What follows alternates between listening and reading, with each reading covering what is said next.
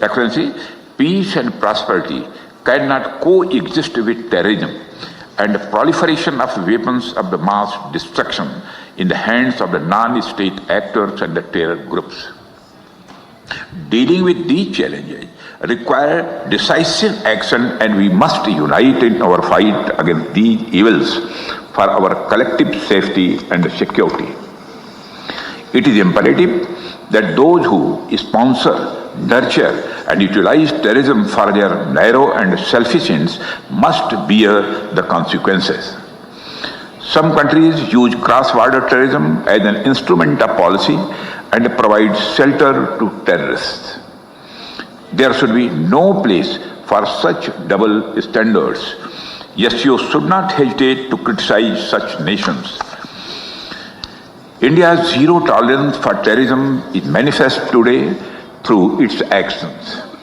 This includes our right to defend ourselves against terrorism, and we have shown that epicenters of terrorism are no longer safe, and we will not hesitate to target them. We should also take proactive steps to prevent the spread of the radicalization among our youth. The RADS mechanism of SCO has played a significant role in this regard. The joint statement of the Council of SCO heads of state on countering radicalization leading to terrorism, separatism and extremism issued during India's chairmanship symbolizes our shared commitment. Excellency, we should seek to counter the technology used by terrorists, including drones, for cross-border smuggling of weapons and drugs. In our interconnected world, traditional borders are no longer the sole barriers against threats, and instead we face an intricate web of challenges that range from transnational terrorism and cyber attacks to hybrid warfare. These threats do not respect national boundaries, and they demand a unified response rooted in transparency, mutual trust and collaboration. India reaffirms its resolve to fight terrorism in all its forms and manifestations. On 22nd April 2025, the terror group, the Resistance Front, carried out a dastardly and a heinous attack on the innocent tourists in Pahalgam, in the Indian state of the Jammu and Kashmir. 26 innocent civilians, including a Nepali national, were killed. Victims were shot after they were profiled based on the religious identity. The Resistance Front, which is a proxy of UN-designated terror group Lashkar-e-Toiba, claimed responsibility for the attack. The pattern of the Pahalgam terror attack matches with LET's previous terror attacks in India. In exercising its right to defend against terrorism and preempt as well as deter further cross-border terrorist attacks, India on 7th May 2025 successfully launched Operation Sindoor to dismantle cross-border terrorist infrastructure. We reiterate the need to hold the perpetrators, organizers, financiers and sponsors of reprehensible acts of terrorism, including cross-border terrorism, accountable and bring them to justice. Any acts of terrorism are criminal and unjustifiable regardless of their motivation, whenever, wherever and by whomsoever committed. SCO members must condemn this evil unequivocally. Excellency, India is committed to increasing its connectivity with the Central Asia. Better connectivity not only enhances mutual trade but also fosters mutual trust.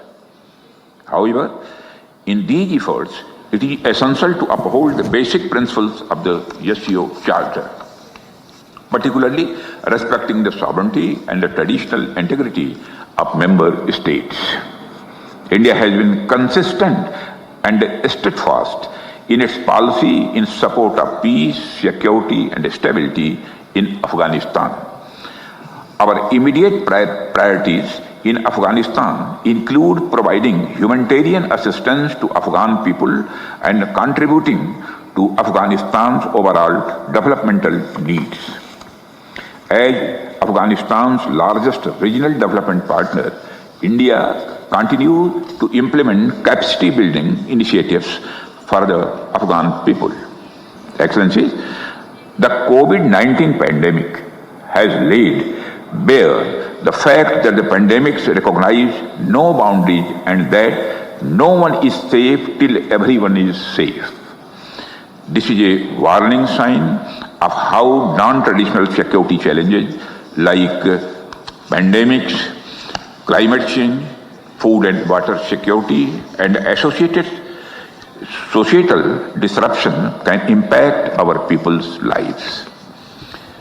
These emerging challenges cannot be addressed without responsible policies and cooperation among nations. India's initiative on coalition for disaster-resilient infrastructure aims not only at promotion of disaster-resilient infrastructure, but also infrastructure risk management, standards, financing and recovery, etc. It is also an example of how countries are coming together to create and share capabilities to deal with humanitarian assistance and disaster relief. We have affirmed this intent through our policy through the acronym SAGAR, which implies security and growth for all in the region, and India's expanded vision Mahasagar, meaning mutual and holistic advancement for security and growth across regions. Security and stability are most essential components to create a conducive environment for growth and economic development of the region.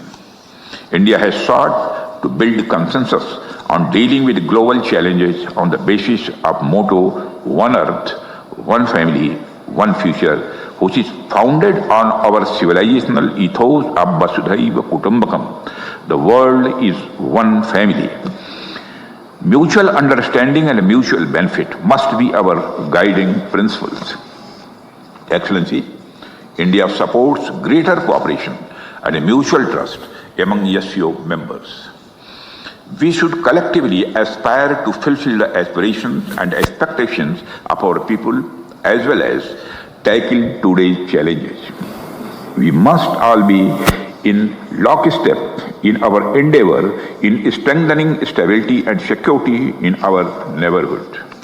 Excellency, I am optimistic that the today's discussions would help us to deepen the understanding of our shared security challenges and explore new areas for future cooperation in the defense and the security field. Thank you very much, Excellency.